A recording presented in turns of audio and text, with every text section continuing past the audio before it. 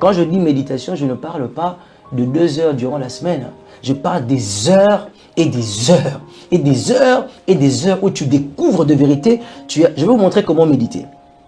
Il faut avoir des papiers, des stylos, Internet et tout ça. Il faut avoir des éléments autour de toi. Il faut étudier sérieusement pour mieux comprendre. Et même les sens des mots et leur profondeur.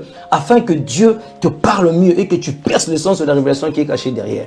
Dans la définition, la méditation n'est pas un simple exercice intellectuel ou technique mentale.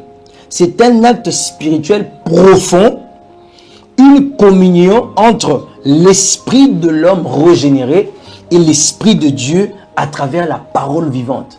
Il y a un contact profond, une communion. La communion, c'est kobalana.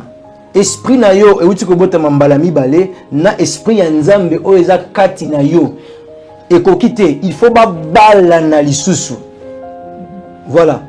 La méditation des Écritures, c'est un exercice pas seulement intellectuel, qui est très spirituel, qui permet une communion entre toi et le Saint-Esprit au travers de cette parole-là. Et imagine quand tu es en communion avec le Saint-Esprit, qu'est-ce qui peut te vaincre?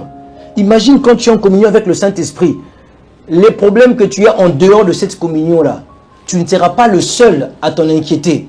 Lui aussi s'en inquiète. Et donc, il peut mieux les résoudre que toi.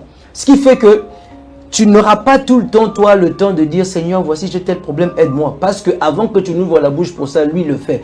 Il veille à ce que tu restes en communion, tranquille, en paix avec lui. Il veille sur cela.